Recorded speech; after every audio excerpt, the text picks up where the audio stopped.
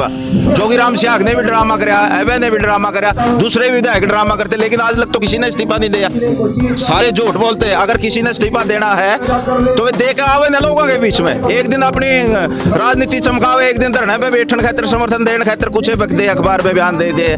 दादा गौतम ने यहाँ लग गया इसका सौदा है कुछ नहीं, सौदा कुछ नहीं। यो तो भाई लोगों ने अरे देवीलाल की इसमें शकल दिखी लोगों ने और इसको वोट दे दिए, नहीं तो सौदा क्या था मारे ऊंचाने में के छोरे को नहीं। इससे भी पढ़े लिखे, इससे ठाठे, सारी बातें में इससे परिपूर्ण है। जिस देवीलाल ने किसानों के लिए कुर्सी को लात मार दी थी और दुष्यंत ने उन्हीं कुर्सी के लिए किसानों को लात मार दी, और आज वो वीरेंद्र सिंह पता नहीं किस कोण में बढ़ गया।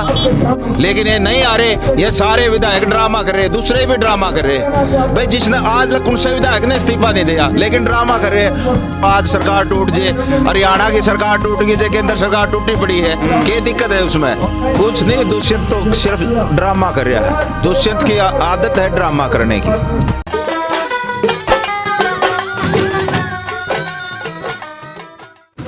गजब हरियाणा यूट्यूब चैनल देखने वाले सारे दर्शकों ने राम राम। साथियों, टोल पे खड़े थे, किसान आंदोलन लगातार लंबे समय से चल रहा है और इसमें क्या कुछ उथल पुथल हुआ भी बात करेंगे। सरकार में भी कुछ उलझन चल रही है। राम राम जी। राम राम जी।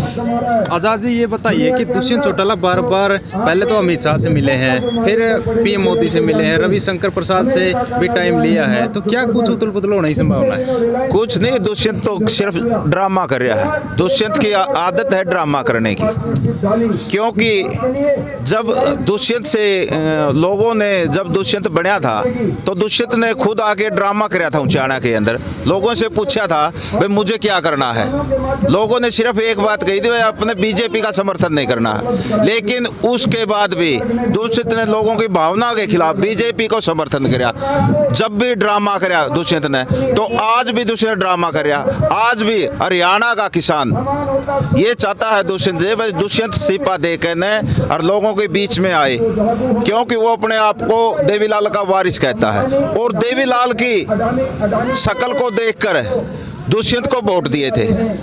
इसलिए भाई जिस देवीलाल ने किसानों के लिए कुर्सी को लात मार दी थी और दुष्यंत ने उन्हीं कुर्सी के लिए किसानों को लात मार दी, इसलिए हमारी तो भाई यही है दुष्यंत से तो भाई ये ड्रामा करना छोड़, तो जल्दी से जल्दी लोगों के बीच में इस्तीफा देकर और अपना समर्थन वापस लेकर, ताकि केंद्र सरकार पर दबाव बने और इन तीनों काले कानूनों को रद्द करना पड़े। इसलिए हम यही चाहते हैं कि दुष्यंत ने इस्तीफा देना चाहिए और अपने विधायकों से भी इस्तीफा दिलवाना चाहिए। नारनूल से विधायक है राम कुमार गौतम है, उन्होंने टिप्पणी की है कि ये तो बिजनेसमैन आदमी, ये धंधा कर रहे हैं, पूरा ही परिवार धंधा कर रहा है, जैसे भी पार्टी है वो इनकी परिवार की पार्टी है। बिल्कुल ठीक गया है दादा गौतम ने।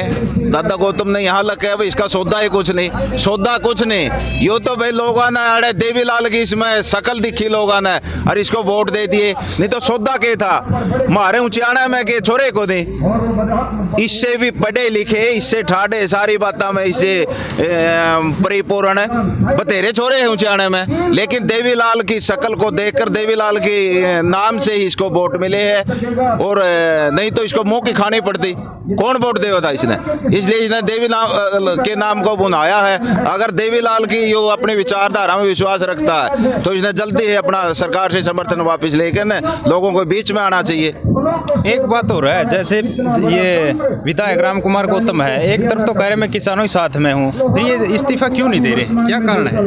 भाई वो तो गौतम जी बता इसके पार्टियों का कुछ मामला, हमें तो कब है भाई सारे 10 के 10 जितने विधायक है दुष्यंत के सारे इस्तीफा लेके देकर न समर्थन वापिस लेकर न लोगों के बीच में आए। तो आज सरकार टूट जाए, हरियाणा की सरकार टूट गई, केंद्र सरकार टूटी पड़ी है, क्या दिक्कत है उसमें? लेकिन ये नहीं आ रहे, ये सारे विधायक ड्रामा कर रहे, दूसरे भी ड्रामा कर रहे। भाई जिसने आज तक उनसे विधायक ने इस्तीफा नहीं दिया, लेकिन ड्रामा कर रहे। दूसरा अभय चौटाला भी ड्रामा ही कर रहा है। अगर अभय ने इस्तीफा देना था, वैसे तो कोई इस्तीफे की हमें जरूरत नहीं मानते अभय की, लेकिन अगर उस भाई ने इस्तीफा देना था, आंधा इस्तीफा देकर ना लोगों के बीच में लिख दिया 26 के बाद मेरा इस्तीफा माना जाए। वो अनपढ़ है, ज्ञान नहीं है उसने, इस बात का ज्ञान होना चाहिए। एबे ने एमएलए है, एक बार एमएलए नहीं बनया, कई बार एमएलए बन चुका है। इसलिए एबे को ज्ञान होना चाहिए इस बात का। सबको पता, जब अनपढ़ आदमी ने पता है, अरे किसान को पता है इस्तीफा जब मंजूर होता है जब स्पीकर के सामने पेश होकर कोई आदमी इस्तीफा देता है। तो उसने चिट्ठी बना के दे दी, उसको पता था मंजूर नहीं होगा, लेकिन लोगों में एक राजनीति चमकाना चाहता है इस प्रकार से। तो ये हम विपक्ष से किसी से नहीं इस्तीफा मांगते और विपक्ष की जरूरत भी नहीं। अगर विपक्ष इस्तीफा देगा, दोबारा इलेक्शन होगा, स्टेट पे इसका बोझ बढ़ेगा, विपक्ष को इस्तीफा देने की क्या जरूरत है? फिर नया बन जाएगा तो वो कहोगा मैं इस्तीफा दूंगा।